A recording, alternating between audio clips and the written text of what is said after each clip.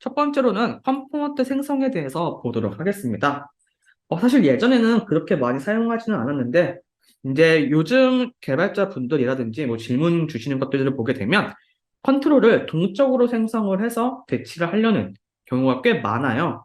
그래서 이제 어떻게 동적 스크립트를 작성하는지에 대해서 알아보도록 하겠습니다. 이제 동적 스크립트라고 해서 컨트롤들을 미리 그려놓는 것이 아니라 동적으로 컨트롤을 화면에 추가하거나 컨트롤들을 이동시킬 수가 있습니다.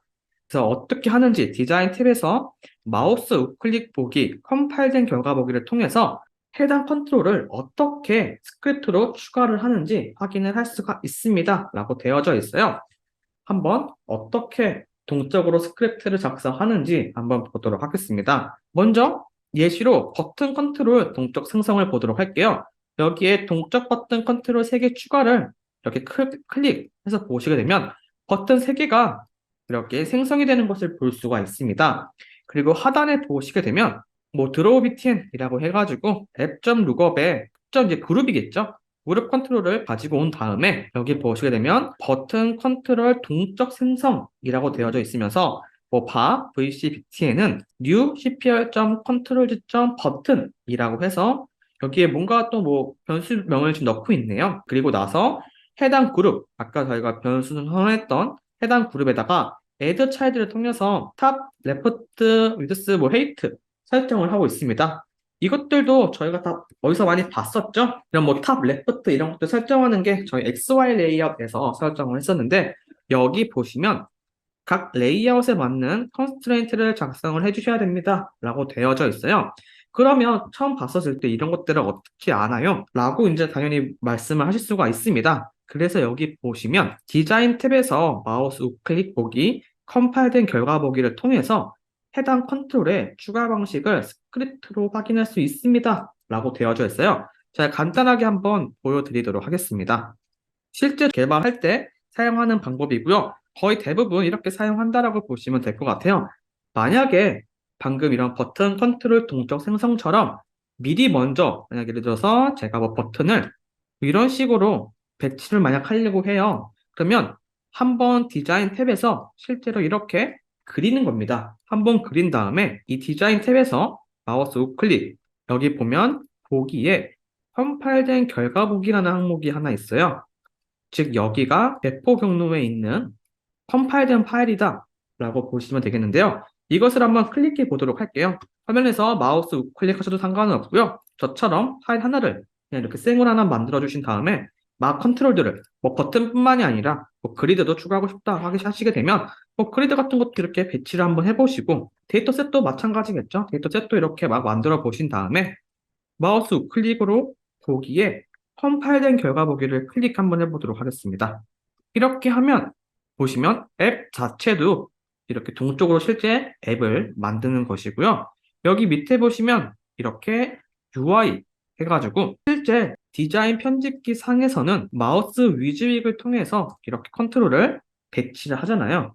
배치를 하지만 실제 컴파일된 결과 웹상에 올라갔었을 때는 이런 식으로 전부 다 스크립트화 되어져 있다라고 보시면 될 것 같아요. 제가 지금 여기에 밸류가 그냥 버튼이라서 헷갈릴 수도 있으면 첫 번째에다가 111 이렇게 입력을 하고 다시 보게 되면 이렇게 111로 바뀌어져 있죠. 그러면 결국 이거 자체가 지금 제가 드래그 했었던 이 항목이 첫 번째 버튼을 동적으로 만들어야 된다고 했었을 때 스크립트이다 라고 생각을 해주시면 될 것 같아요.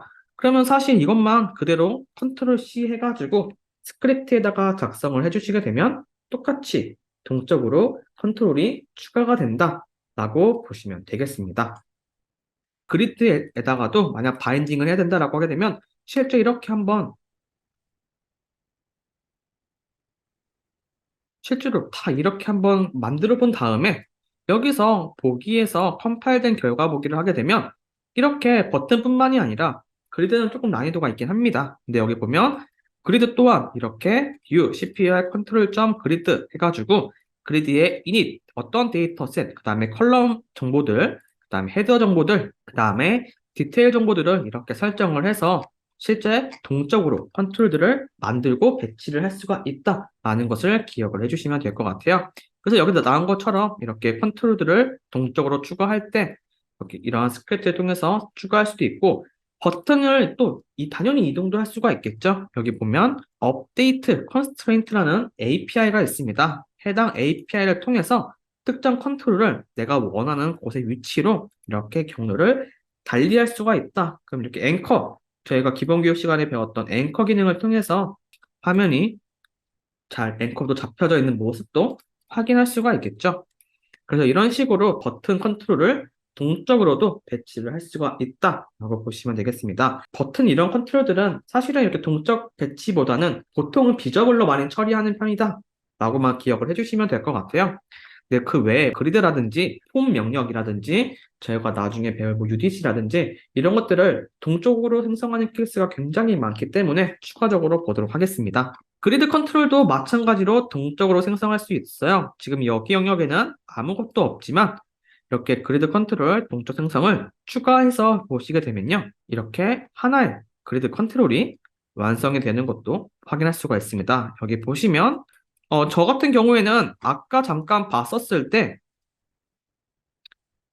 여기 보시면 init 한 다음에 데이터 셋, 그 다음에 컬럼 정보들, 그 다음에 헤더 정보들, 그 다음에 그 디테일된 정보들을 다 이렇게 나눠서 구성을 하고 있다라고 되어져 있죠.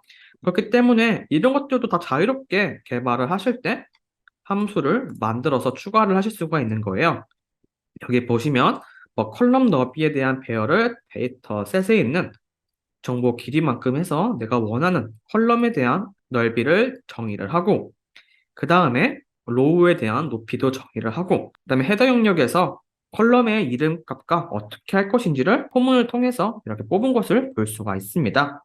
그리고 마찬가지로 디테일 영역도 이렇게 포문을 통해서 하나의 배열로 뽑은 것을 볼 수가 있죠. 그래서 이것들을 세팅을 해가지고 하게 되면 조금 더 편리하게 나중에 이것들을 다 그냥 함수로 헤더 영역 따로, 뭐 디테일 영역 따로 이런 식으로 다 뽑을 수가 있겠죠. 뭐 컬럼 너비 배열 따로 이런 식으로 다 함수화 해가지고 사용하시면 된다라고 보시면 되겠습니다.